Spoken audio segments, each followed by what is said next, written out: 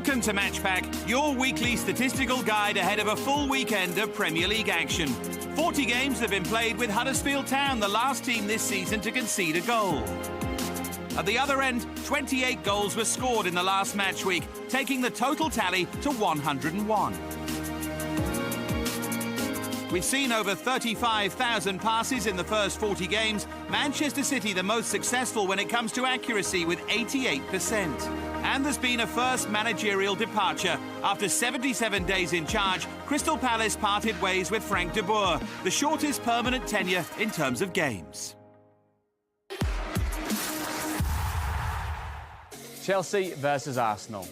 The reigning champions taking on the early season underachievers. Signs that Chelsea are clicking into gear, whereas for Arsenal, they're really struggling with the very basics in footballing fundamentals. It's a fixture in the Premier League era that's offered up goals galore. Who can forget Kanu's spectacular hat-trick winning goal? Robin van Persie was another hat-trick hero for Arsenal as they hit 5.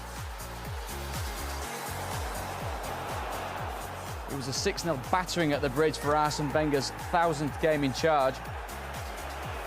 And Eden Hazard's sublime individual goal was the difference between the two sides in Chelsea's championship-winning season. History suggests this could be a cracker. That's the past. Let's look at the here and now, and we can take a look at the average positions for the Chelsea team in the first 2 home games of the season. Against Burnley, very congested, very tight in the middle of the park, not covering the pitch as we know the champions did so well last season. However, against Everton, very much addressed. Attacking down the wider parts of the pitch, the penetration comes from that 3-5-2. Here we can see Willian. Now, a player of any normal ability can drop the ball back, can elect to take the safe option here and use a teammate, but he elects to go and exploit the space behind the Everton midfield, draws 3 players towards it, releasing a teammate, carries on his run into the box, but it's the positivity that drives his team on. Again, here's another example of that positivity, getting close to Batshuayi, picking up the knockdown, driving into the 18-yard box, looking to affect the opposition. And here is where Antonio Conte's work on the training ground bears fruit in a game. Victor Moses knows exactly where he needs to go once the ball goes back to his midfield, makes his own look, and it's only really the finish that lets this move down. Well, after an impressive start to the season, there'll be a lot of expectation on record signing Alvaro Morata. Brings a more discreet presence to the front line for Chelsea this season and is able to find space in even the tightest of areas. Been particularly effective at home where he's been involved in all 4 of Chelsea's goals, and it's not hard to see why. Well, we can already see Morata's teammates playing to his strengths. Here, asking questions of the 2 Burnley centre-halves. After this, it's the non-movement that really brings the space into play. He knows that he's found a space to be able to manoeuvre the flick on into a place of danger, and completely complemented by the run of David Luiz and the finish of David Luiz. A wonderful example of how movement and non-movement can create devastating space on a football pitch. Again, Morata finds himself with players who perfectly complement the strengths that he's got. He begins offside, he works his way back onside, finds himself on the penalty spot, in between 2 centre-halves, and from that type of distance is absolutely deadly. So that's Chelsea. Plenty of positivity after that surprising start. As for Arsenal, a bit less than impressive away from home this season, and a daunting trip to Stamford Bridge awaits them. Away from the Emirates, they've had 26 shots, 0 goals, with poor decision-making and poor execution being at the crux of the matter. Here we see a promising Arsenal move let down by poor decision-making. A wonderful run by Danny Welbeck should end up with the ball squared to Alexandre Lacazette. Mesut Ozil getting turned to drive at the heart of the Stoke defence to release Hector Bellerin. Again, the shot's taken on when Lacazette's in a better position. And here we see Hector Bellerin, a defensive player for Arsenal, taking on a shot from outside of the 18-yard box with striking options available.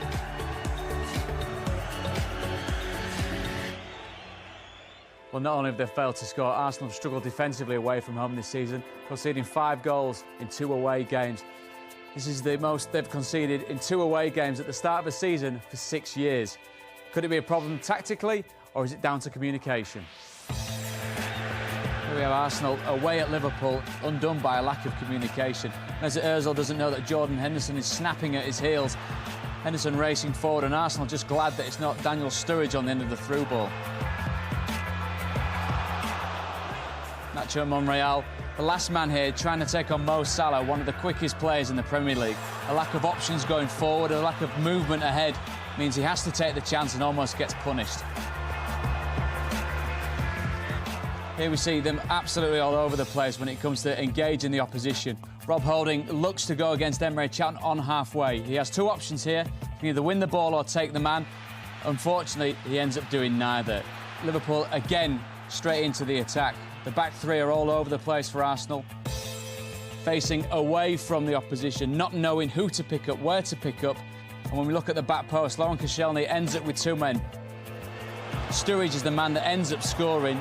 It's a brutal and swift counter-attack from Liverpool, and they're rightly punished. Well, from what we've focused on here today, this London derby certainly should be one to watch. There should be goals. The last time this fixture ended goalless was over a decade ago. Plenty of pride, but more importantly, points at stake. Liverpool's roller coaster season continued with a 5-0 drubbing at Manchester City last week. Jurgen Klopp's side will, though, be boosted by the presence of Philippe Coutinho, who made his long-awaited return in their midweek Champions League draw with Sevilla. Burnley, meanwhile, sit one place above the Reds. Chris Wood's second goal in as many games, seeing them to victory over Crystal Palace. Klopp's goalkeeper rotation policy didn't pay dividends at the Etihad, with Simon Mignolet conceding 5 on his return to the first 11 after German Loris Karius had kept a clean sheet in the 4-0 defeat of Arsenal. A defensive dilemma then for the Liverpool boss. Mignolet's the best goalkeeper, the better goalkeeper, and I would, if I was Jurgen Klopp, just say, that's it, you're number one. As for Burnley, a new-look frontline has brought a sense of renewed optimism. Wood and fellow new recruit Nahki Wells will hope to trouble a Liverpool defence that can be fragile. However, since the start of last season, there have been 3 occasions in the Clarets Premier League matches when they've failed to register a single shot on target. That wasn't the case when Liverpool travelled to Turf Moor last season. Goals from Sam Vokes and Andre Gray helped Burnley beat their opponents for the first time in the league since 1974. The Reds' 2-0 defeat coming despite enjoying 80.38% possession, the highest amount for a losing side since records began.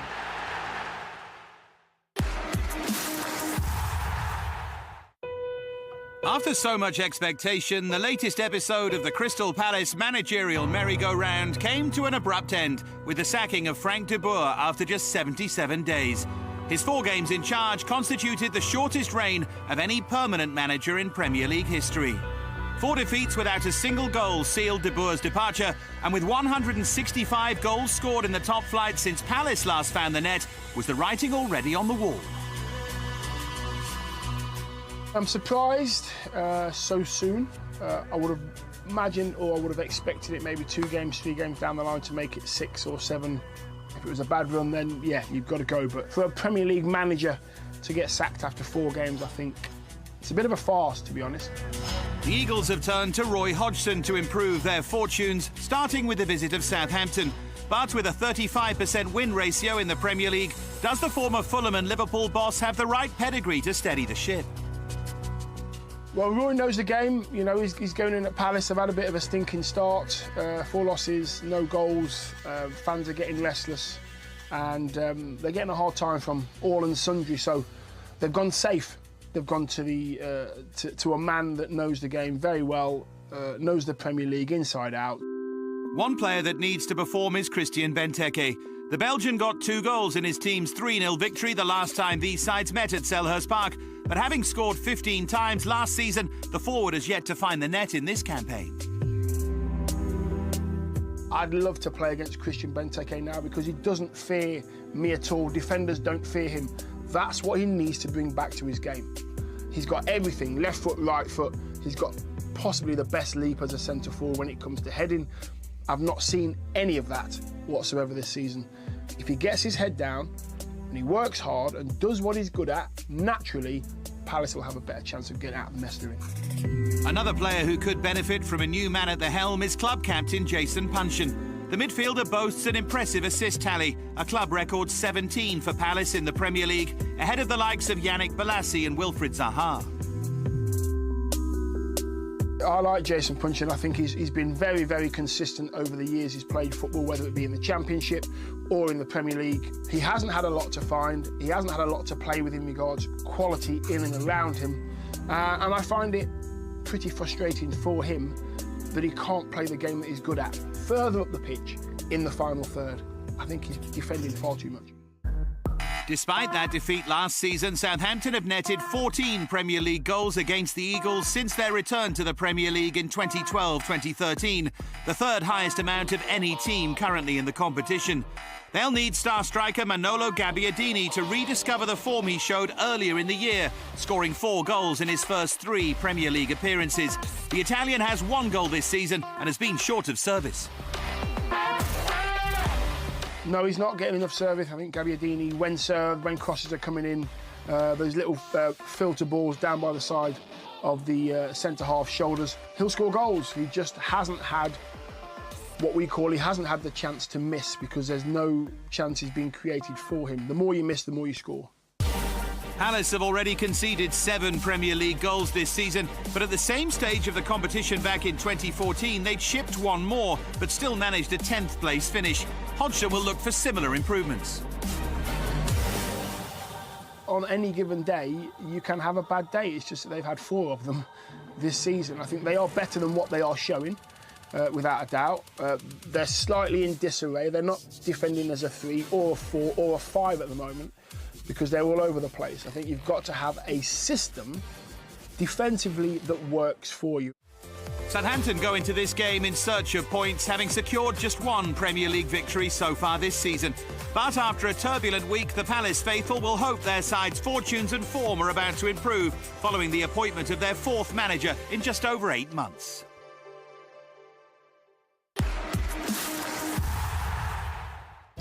West Ham United travel to West Bromwich Albion, having picked up their first points of the season. Their 2-0 win over Huddersfield Town lifting them off the bottom of the table. The Baggies' promising start to the campaign has tailed off following defeat by Brighton and Hove Albion, the first loss against a newly promoted club for boss Tony Pulis in more than 5 years. Baggies defender Johnny Evans made his return to the team for the trip to the Amex Stadium, having missed the start of the season amidst interest from elsewhere.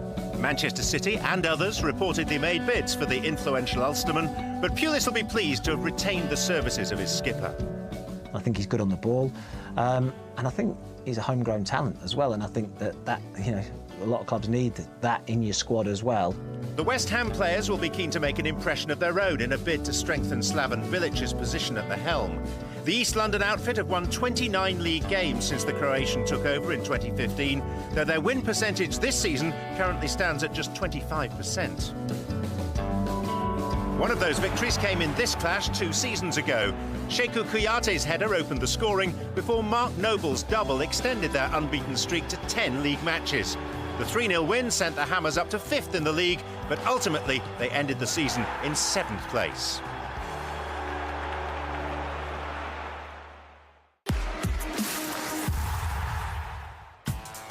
It hasn't been the best start for Bournemouth. With 1 goal so far this season, they've converted just 5% of their total number of shots.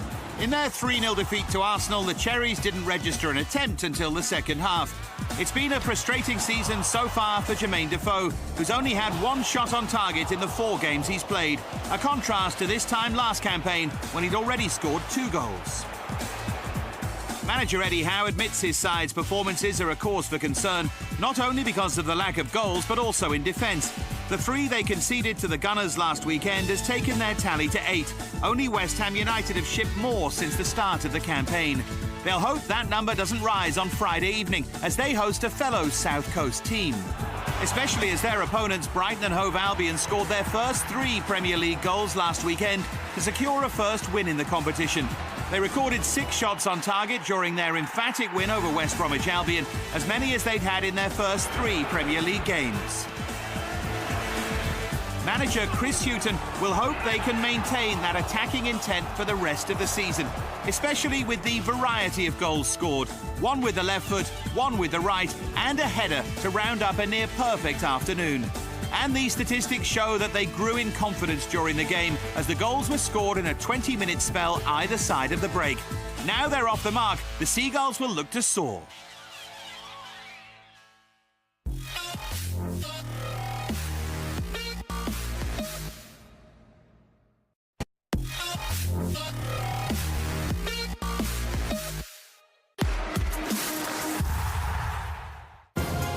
Manchester United's perfect start to the Premier League season was halted by an inspired Stoke City last weekend as they were held to a 2-2 draw at the Bet365 Stadium. Jose Mourinho's side, though, still sit at the summit of the table. As for Everton, they haven't tasted victory since the opening weekend, and if they're to turn their form around, it'll take a special performance at Old Trafford on Sunday, a ground where their only win in their last 24 visits came in 2013. If the Toffees are to crack the top six, they'll have to improve their record against the sides who finished their last time out. Ronald Koeman's men won just 2 games out of 12 when facing the league's big hitters last season. I think what Everton have got to do is really keep the ball better when under pressure. I think if you go back to the game they played at the Etihad a few weeks back, Man City put them under some severe pressure second half, and Everton weren't able to keep the ball, especially against the 10 men of Man City, and that was a real problem for Ronald Koeman.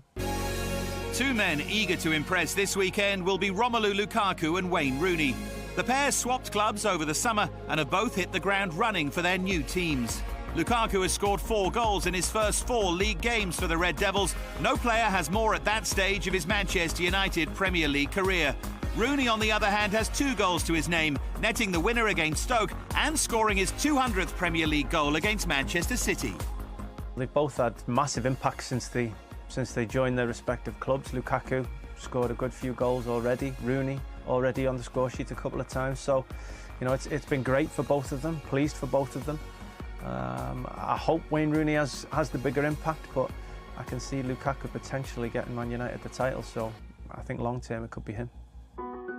Despite spending on the likes of Lukaku and Nemanja Matic over the summer, it's a man who joined ahead of the last campaign who's been making the early headlines at Old Trafford. Henrik Mkhitaryan struggled in his first year, contributing just 1 assist across the season. Now, just 4 games into the new campaign and playing in a more central role, the Armenian already boasts 5 Premier League assists and looks an integral cog in Mourinho's machine.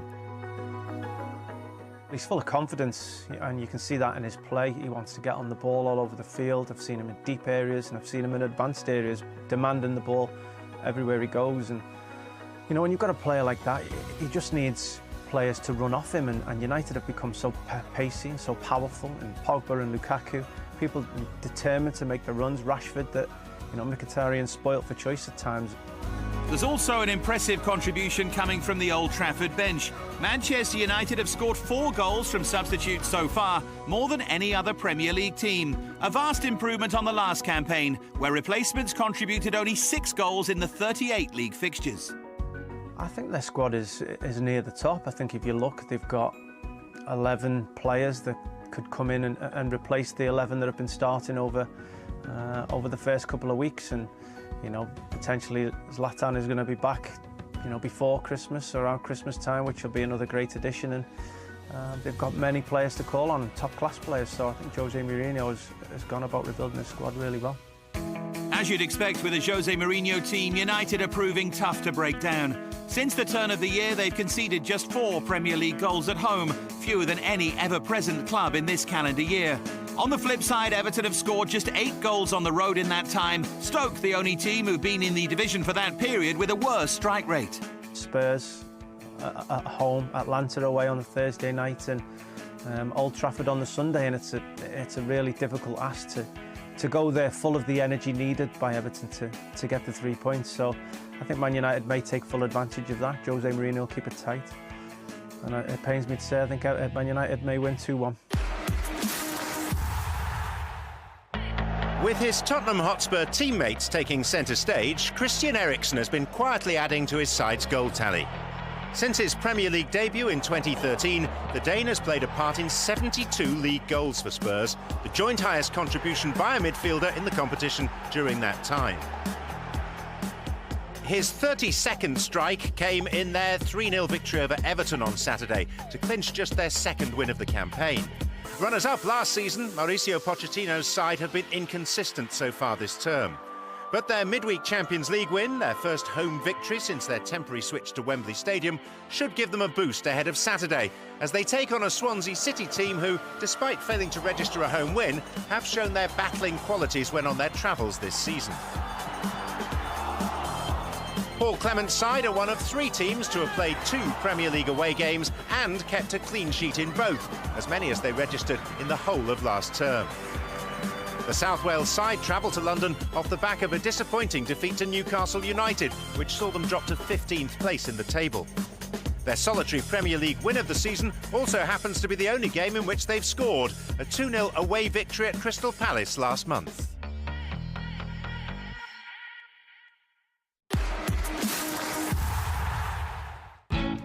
Both Watford and Manchester City have enjoyed fairy tale starts to their Premier League seasons. And Pep Guardiola's men come into this one off a thumping midweek win at Feyenoord in the Champions League. While the Hornets have defied pre-season predictions, Marco Silva's side remain one of just 3 unbeaten teams after sealing successive away wins in the Premier League for the second time. The Portuguese's arrival at Vicarage Road has brought with it a heightened focus on defensive stability. This week's hosts have kept 7 clean sheets in 2017, 3 of those coming in their last 3 games, their first run of as many successive shutouts since October 2016. They'll be wary of City's Kevin De Bruyne, who picked up 2 assists against Liverpool, the 7th different league game in which he's done that since moving to the Etihad in 2015. In that time, he's registered 29 assists in the competition. No Premier League player has more. He's a fantastic footballer, always available, always looking forward.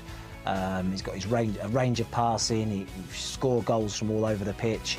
De Bruyne registered 2 assists in City's last meeting with Watford. A 5-0 hammering on the final day of the 2016-17 season saw Sergio Aguero find the back of the net for his 19th and 20th goals of the season. A crushing goodbye for the departing Walter Mazzarri, who left the Hornets after a run of 6 consecutive defeats.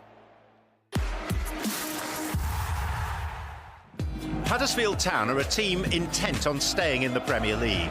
Despite their defeat at West Ham United, 32% of their passes this season have been in the attacking third. That number dropped 4% from their previous game, but their form at the John Smith Stadium remains strong. They've yet to concede a league goal on their own turf this season and could become just the 3rd newly promoted side to keep a clean sheet in their opening 3 home games of a Premier League campaign. But after an excellent start, the Terriers have failed to add to their goal tally since the international break, something head coach David Wagner will want to address ahead of their next game. They registered just 2 shots on target in Monday's defeat, the lowest number since their promotion to the Premier League. They quickly need to rediscover that accuracy in front of goal. Wagner's side should be wary of Jamie Vardy, as the Leicester City forward has won 11 penalties since their promotion to the top flight back in 2014. That's more than any other player in that time. The 30-year-old is certainly finding form once again. He's netted 4 times in the last 5 Premier League games, 3 of those this campaign, accounting for half of his side's goals so far. While the Foxes have scored 3-headed goals, a joint high this season, they've also conceded the same number. Only Arsenal have shipped as many headers this term. Leicester's away form will be a particular concern for manager Craig Shakespeare, as 6 of the 8 goals they've let in since the start of the season have been on their travels.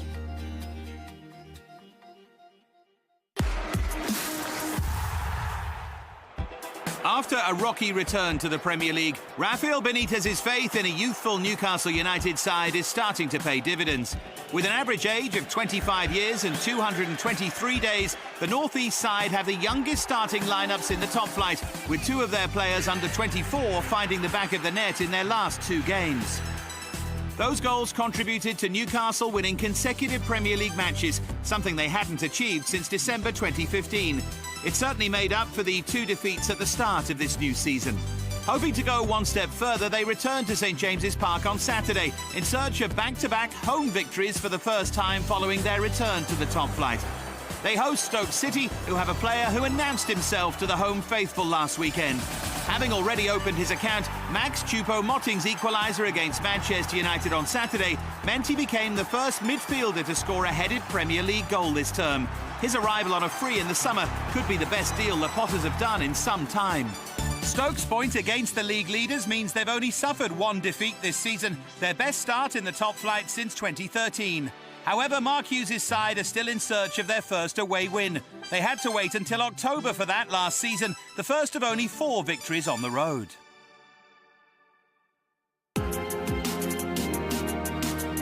A Friday night meeting of Bournemouth and Brighton kicks off the weekend action. 7 fixtures on Saturday include Liverpool against Burnley, Watford, Manchester City and Tottenham against Swansea. Everton head to Manchester United on Sunday, one of 2 games taking place. Earlier that day, Chelsea host Arsenal in their 51st Premier League encounter. The most prolific scorers in games between these 2 London heavyweights make up a who's who of Premier League legends, fueling a heated rivalry that's produced no fewer than 132 goals. How many more will be added to that tally this weekend? Both sides have the firepower and the potential. Who'll deliver in this capital collision? From Dave Farrer, me, John Champion, and the rest of the team, it's goodbye.